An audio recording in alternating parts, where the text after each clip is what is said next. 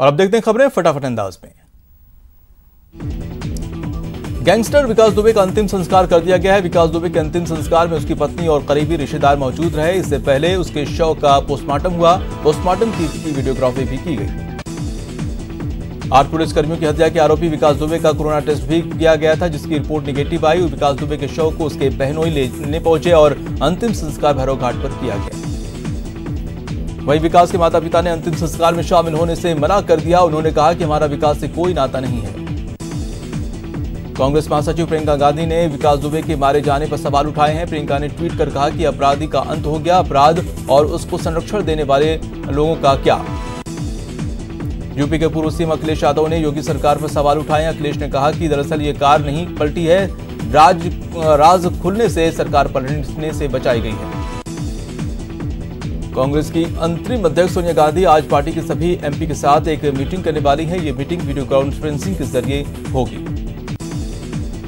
माना जा रहा है कि कांग्रेस केंद्र की मोदी सरकार को कोरोना आर्थिक स्थिति और चीन के साथ सीमा विवाद को लेकर आगे की संसद में सरकार को किस तरह से घेरना है, उस पर रणनीति बना सकती है। राज्यसभा चुनाव में हॉर्स ट्रेडिंग के प्रयास को लेकर जांच में जुटी राजस्थान एसओजी की टीम को बड़ी कामयाबी हाथ लगी है। एसओजी की टीम ने जिन मोबाइल फोन को सर्विलांस में लिया था, उसमें कई अहम सुराग हाथ लगे हैं। CISCE ने शुक्रवार को 10वीं और 12वीं बोर्ड के रिजल्ट जारी कर दिए हैं। इस बार 10वीं में 99.33% और 12वीं में 96.84% हासिल हुए हैं। उत्तर प्रदेश में शुक्रवार रात 10 बजे से एक बार फिर लॉकडाउन हो गया है। लॉकडाउन 13 जुलाई की सुबह 5 बजे तक जारी रहेगा। हालांकि इस दौरान धार्मिक स्थल, अस्पताल और जरूरी सामान की दुकानें खुली रहेंगी। दुनिया में कोरोना वायरस से अब तक 1,24,76,548 संक्रमित हो चुके हैं। इनमें से 72,71,545 लोग ठीक हो चुके हैं। वहीं 5,59,143 की जान जा चुकी है।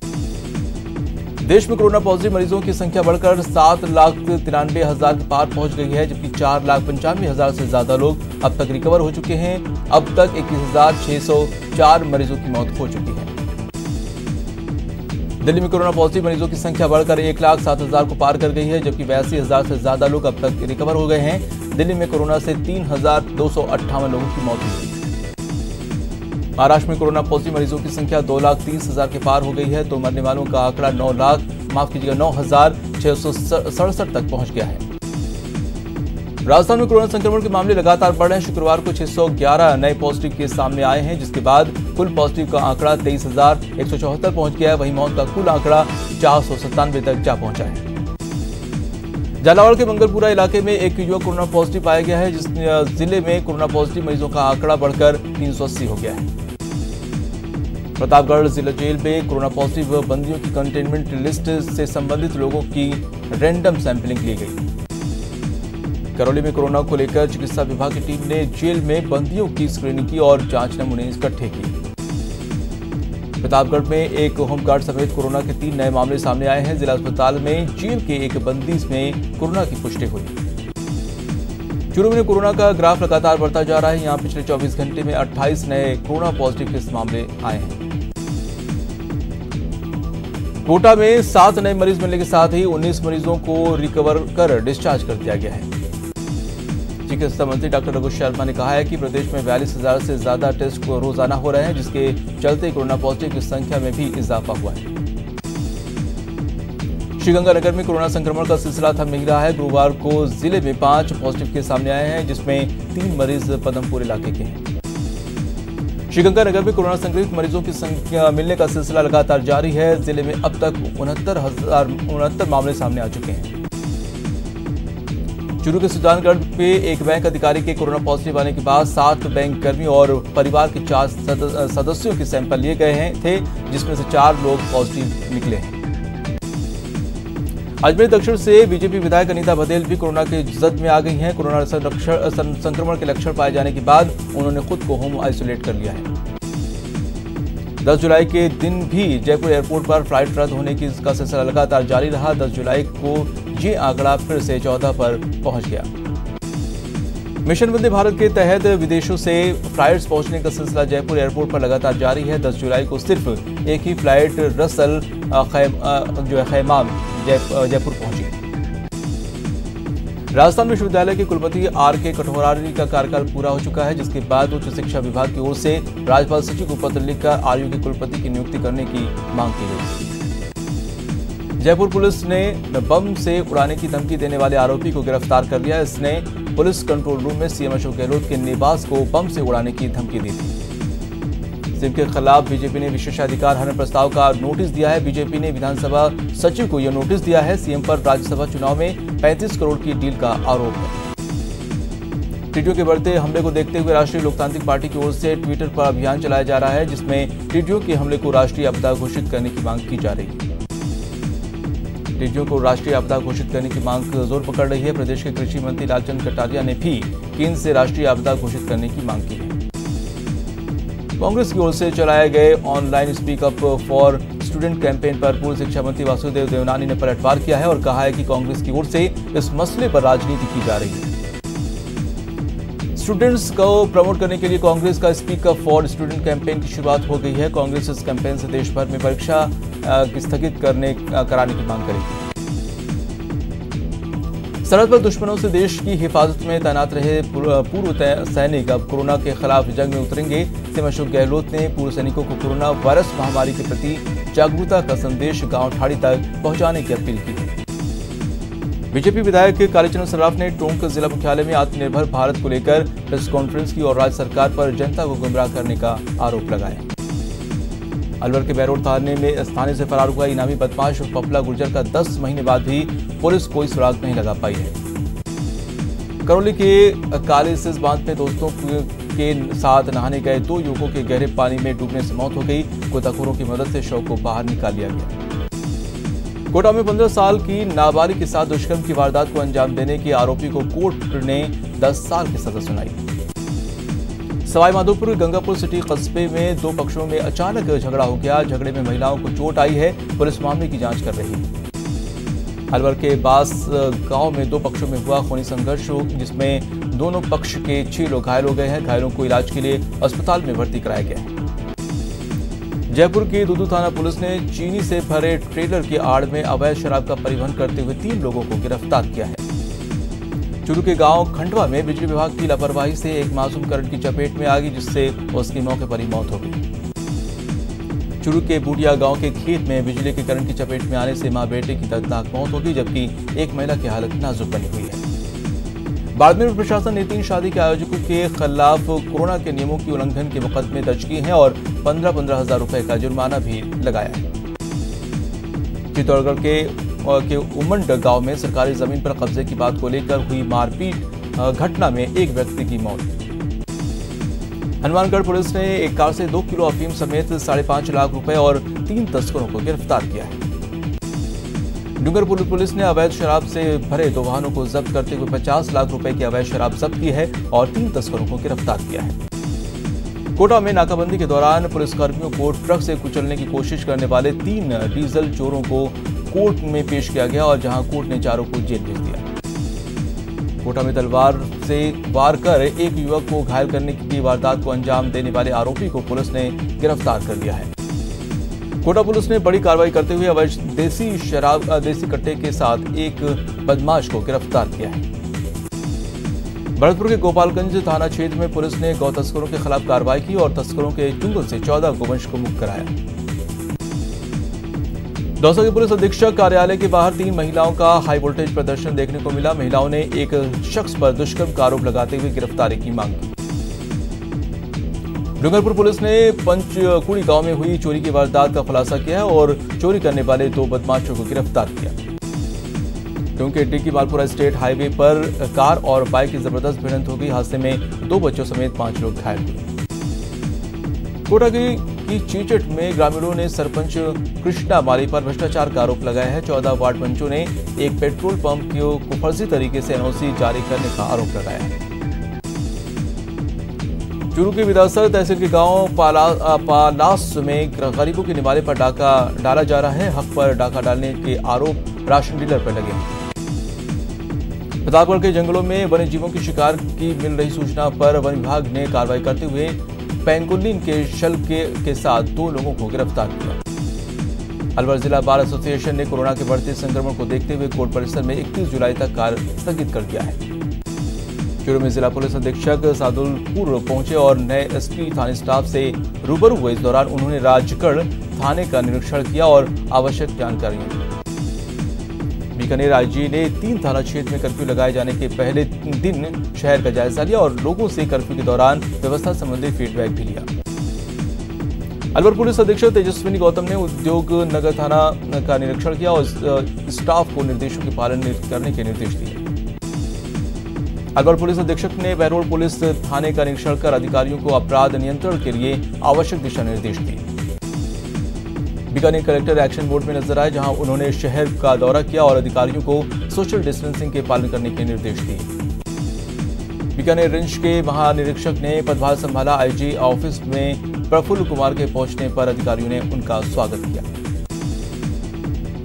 चूरू एसपी पारिस देशमुख ने पुलिस लाइन में संपर्क सभा में जवानों के अभाव अभियोग सुने और साथ ही लाइन परिसर का निरीक्षण किया। उदयपुर के नए कलेक्टर चेतना देवड़ा ने पदभार संभाला। कार्यवाहक कलेक्टर ने नए कलेक्टर को चार्ज दिया। दौसा में कलेक्टर सभागार में उपभोक्ता संरक्षण की बैठक आयोजित हुई, जिसमें कलेक्टर पीयूष समारिया और दौसा सांसद जसकौर मीणा ने भाग लिया। बीकानेर की पांचू पंचायत समिति में ग्रामीणों ने मनरेगा कार्यों में फर्जीवाड़े का आरोप लगाया और कलेक्टर से आरोपियों के खिलाफ कार्रवाई की मांग की। बीकानेर में निजी क्षेत्र के रोजगारों यानी कि 75% स्थानीय युवाओं को प्राथमिकता देने की मांग को लेकर युवाओं ने प्रदर्शन किया। अजमेर के केकड़ी कस्बे में एनएसयूआई के कार्यकर्ताओं ने राजकीय कॉलेज में अपनी मांग को लेकर नारेबाजी की और प्रदर्शन किया। अलवर की भिवाड़ी में कॉन्टिनेंटल उद्योग इकाई में श्रमिक से मारपीट का मामला गर्मा गया है, जिसको लेकर श्रमिकों का विरोध प्रदर्शन जारी है। डूंगरपुर में बाल श्रमिकों ने बच्चों को शिक्षा से जोड़ने वाले सभी अभियानों की पोल खोल कर रख दी है। जिला बाल कल्याण समिति के अध्यक्ष ने बाल श्रमिकों के परिजनों से काउंसलिंग कर उन्हें फिर से शिक्षा से जोड़ने की बात कही है। अलवर में एक परिवार की ओर से निजी स्कूल द्वारा बकाया फीस देने के मामले में सीएम के नाम अतिरिक्त जिला कलेक्टर को ज्ञापन सौंपा है। अलवर में बीएसपी ने 5 सूत्री मांगों को लेकर राज्यपाल के नाम कलेक्टर को ज्ञापन सौंपा और केंद्र पर कई आरोप भी लगाए। डूंगरपुर में अजमेर विद्युत वितरण निगम श्रमिक संघ ने कई मांगों को लेकर अधीक्षक अभियंता कार्यालय के बाहर प्रदर्शन किया। सवाईमाधोपुर के गंगापुर सिटी कस्बे में बीजेपी कार्यकर्ताओं ने जमकर विरोध प्रदर्शन किया। कार्यकर्ताओं ने मुख्यमंत्री के नाम एसडीएम को ज्ञापन सौंपा। करौली में छात्रों ने ग्रेजुएट और पोस्ट ग्रेजुएट एग्जाम में पिछली कक्षा में प्रदर्शन के आधार पर प्रमोट करने की मांग को लेकर कलेक्टर पर धरना प्रदर्शन किया। अलवर में हनुमानगढ़ मंदिर के पास एक धार्मिक स्थल को लेकर चल रहे विवाद के चलते गांव के लोगों ने अतिरिक्त जिला कलेक्टर को एक ज्ञापन दिया। चित्तौड़गढ़ में प्राइवेट स्कूलों ने कलेक्टर को ज्ञापन सौंपकर सरकार से आरटीआई के बकाये भुगतान की गुहार लगाई। अलवर में एक फैक्ट्री मजदूर में मारपीट का मामला गर्मा गया है। मारपीट से नाराज मजदूर फैक्ट्री गेट के सामने धरने पर बैठ गए। ब्रेक के बाद आपका स्वागत है। कुछ और अहम खबरें फटाफट अंदाज में। कोटा के रायपुरा इलाके में एक पशुपालक की झोपड़ी में कोबरा घुसा है, जिसके बाद दहशत फैल गई। मौके पर इसमें कैचर पहुंचा और 1 घंटे के बाद कोबरा को पकड़ लिया गया। अजमेर के पाल इलाके में एक कोबरा निकलने से सनसनी फैल गई। कोबरा को देखकर घर वाले दहशत में आ गए। बीकानेर में प्रशासन की ओर से 4 थाना इलाकों में कर्फ्यू लगाने के बाद पुलिस एक्शन मोड में है। यहां पुलिस लोगों को समझा रही है कि वो कर्फ्यू से बाहर ना निकले। धौलपुर के गांव खेर के ग्रामीणों में जमीन पर अवैध रूप से कब्जा कर खेती करने के आरोप लगाए गए हैं और कलेक्टर को शिकायत पत्र सौंपकर आरोपियों पर कार्रवाई की मांग की। प्रतापगढ़ का दरियावत कस्बा पूरी तरह से बंद रहा। सुरक्षा की दृष्टि से 10 से 12 जुलाई तक आवश्यक सेवाओं को छोड़कर सभी दुकानें प्रतिष्ठान बंद रहेंगे। बीकानेर में कोरोना के बढ़ते संक्रमण के बाद प्रशासन ने 4 थाना इलाकों में कर्फ्यू लगा दिया है, जिसके बाद पुलिस के अधिकारी भी कर्फ्यू इलाकों में जायजा लेते हुए नजर आए। दौसा में दौड़ रही बसों में स्वास्थ्य मंत्रालय की दिशा निर्देशों की जमकर धज्जियां उड़ रही हैं। न केवल सोशल डिस्टेंसिंग का पालन हो रहा है और न ही लोग मास्क पहन रहे हैं। करौली की गोमती कॉलोनी में सड़क पर सीवरेज का पानी बह रहा है, जिससे कॉलोनी के लोग काफी परेशान हैं। कोटा के एमटीएस अस्पताल में आरएमआरएस के औषधि भंडार में दवा और उपकरण खरीद में गबन के मामले में कोर्ट ने एफआईआर को अस्वीकृत कर दिया है। कोरोना को देखते हुए कोटा के कैथूनी पोल बोरखेड़ा के चिन्हित क्षेत्रों में कर्फ्यू लगाया है, वहीं कई इलाकों में कर्फ्यू हटाया भी गया है। बूंदी आए लोकसभा अध्यक्ष ओम बिरला ने ओएसडी राजीव दत्ता ने 2 करोड़ की लागत से बने मीरा गेट से पुलिस लाइन तक बनी सड़क का उद्घाटन किया। अलवर सांसद महंत बालकनाथ ने सर्किट हाउस में पत्रकारों से बातचीत की और मोदी सरकार के कामकाज की सराहना की। डूंगरपुर में बीजेपी की ओर से आत्मनिर्भर भारत अभियान को लेकर प्रेस कॉन्फ्रेंस की गई। इस दौरान बीजेपी विधायक गोपीचंद मीणा ने कहा कि देश की आर्थिक उन्नति के लिए आत्मनिर्भर भारत अभियान शुरू किया गया है। सीकर में यातायात पुलिस ने वाहन चालकों को एमवी एक्ट के नियमों के बारे में बताया। पुलिस ने कहा कि बिना हेलमेट शराब पीकर गाड़ी चलाने और कागज नहीं रखने पर भारी जुर्माना वसूला जाएगा। आत्मनिर्भर भारत की बात करते हुए बाड़मेर जैसलमेर सांसद कैलाश चौधरी ने कहा कि अब देश में ही 4 लाख पीपीई किट और 3 लाख N95 मास्क बन रहा है।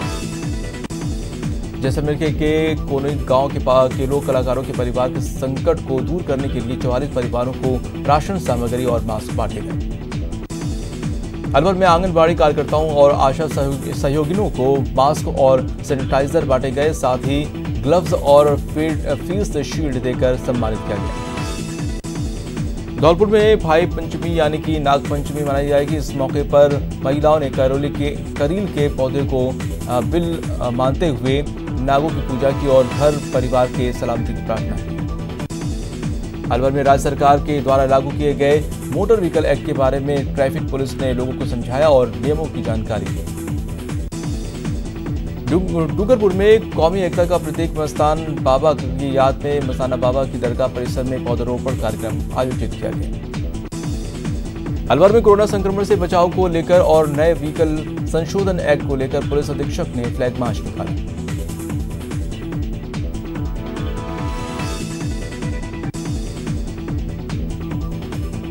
झालावाड़ से कांग्रेस के पीसीसी सदस्य और समाजसेवी शैलेंद्र यादव की 47वां जन्मदिन समर्थकों ने बड़े उत्साह के साथ मनाया। कोरोना वायरस के संकट से निपटने के लिए बने पीएम केयर्स फंड में चूरू के रतनगढ़ विधायक अभिनेश महर्षि ने 2,82,140 रुपए का चेक कलेक्टर को सौंपा। चूरू में सभापति और पार्षदों ने कच्ची बस्ती में पहुंचकर लोगों को कोरोना संक्रमण को लेकर जागरूक किया और मास्क बांटे। न्यू मोटर व्हीकल एक्ट लागू होने के बाद ट्रैफिक नियमों का उल्लंघन काफी महंगा पड़ेगा। इसको लेकर जयपुर ट्रैफिक पुलिस ने लोगों को जागरूक करने वाहन रैली निकाली।